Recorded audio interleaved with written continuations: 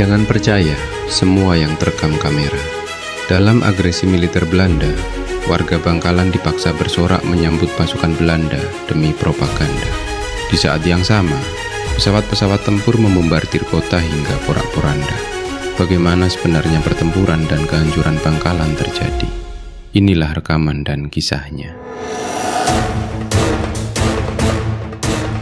Inilah kehancuran Bangkalan akibat serangan udara dari pesawat-pesawat Belanda. Pasukan Belanda lapis kedua melakukan pendaratan di Bangkalan, Madura sekitar siang hari.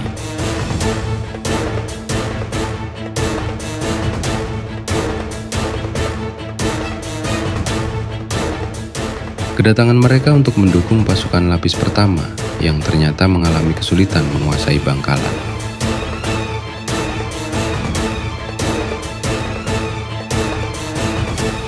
Dalam operasi ini, mereka mendapat dukungan dari pesawat-pesawat tempur. Pasukan Belanda terdiri dari 3 unsur. Pertama, Korps Marinir Belanda. Kedua, Baret Merah KNIL, yang sebagian besar beranggotakan orang Ambon. Ketiga, Barisan Cakra, yakni Laskar Madura yang berpihak kepada Belanda.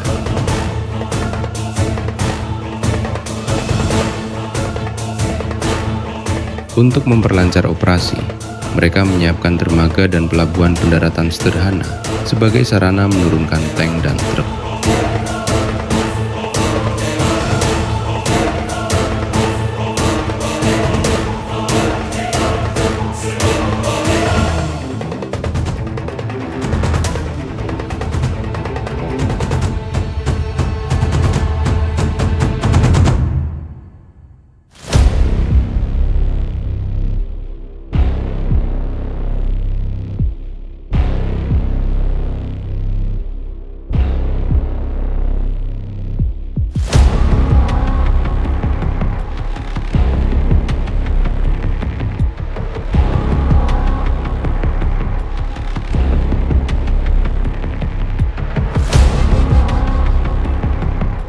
Di berbagai lokasi tampak barikade yang dibangun oleh para pejuang.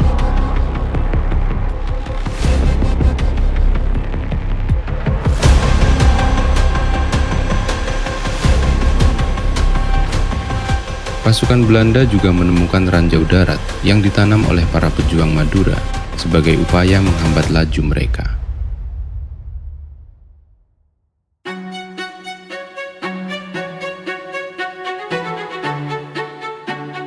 Masyarakat tampak bersorak-sorai menyambut kedatangan pasukan Belanda.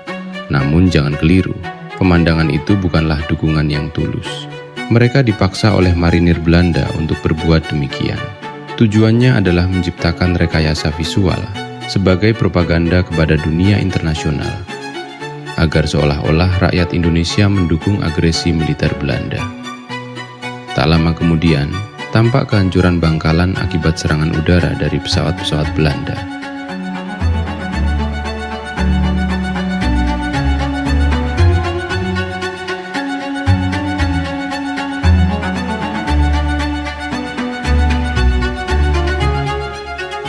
Setelah pemboman tersebut, pasukan Belanda berhasil merangsek hingga ke alun-alun Bangkalan.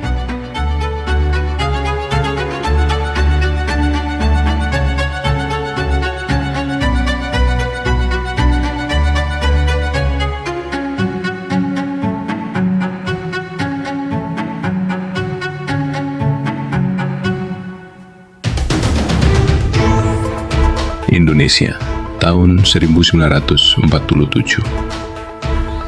Belanda, yang belum pulih dari kehancuran Perang Dunia Kedua, kini menghadapi krisis finansial yang berat. 120.000 tentaranya tertahan tanpa kepastian di tanah Jawa. Mereka membutuhkan dana, mereka memerlukan pasokan. Maka, dengan legitimasi politis bernama Polisionel Aksi, mereka membatalkan sepihak kesepakatan damai Perundingan Linggarjati. Target mereka jelas, eksploitasi ekonomi. Belanda mengincar komoditas gula di Jawa. Belanda membidik komoditas minyak dan karet di Sumatera. Menggunakan dalih bahwa Republik Indonesia gagal meredam pengaruh Cina dan kebangkitan Partai Komunis Indonesia, kekuatan militer kolonial mulai dikerahkan terhadap bangsa Indonesia. Panglima Knil Jenderal Spoor merasa optimis. Militer Belanda yakin bahwa hanya dibutuhkan waktu 2 minggu untuk menguasai kota-kota Republik.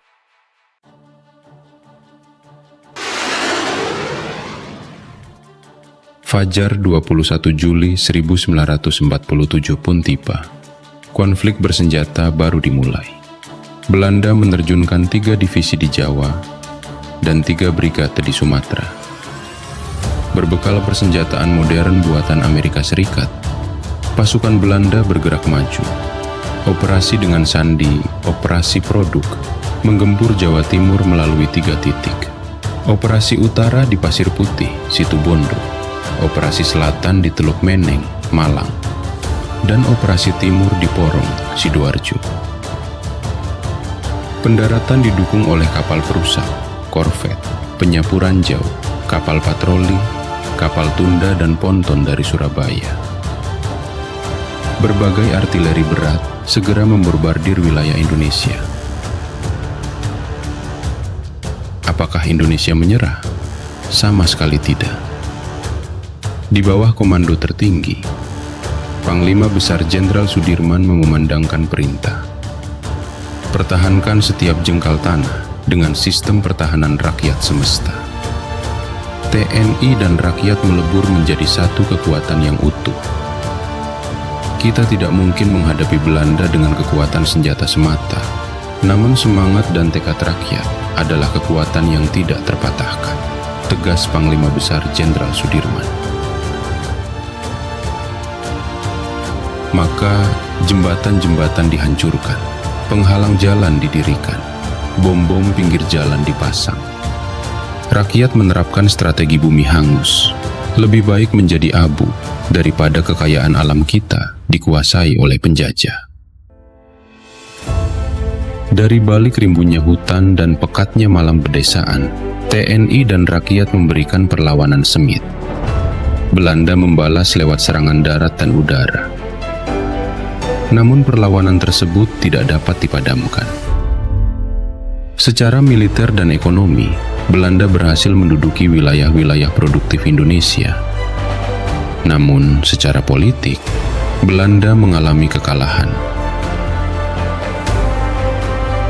Berkat gigihnya perlawanan rakyat di medan laga, serta keberhasilan diplomasi delegasi Indonesia di bawah pimpinan Sultan Syahrir, agresi militer Belanda I menarik perhatian dunia.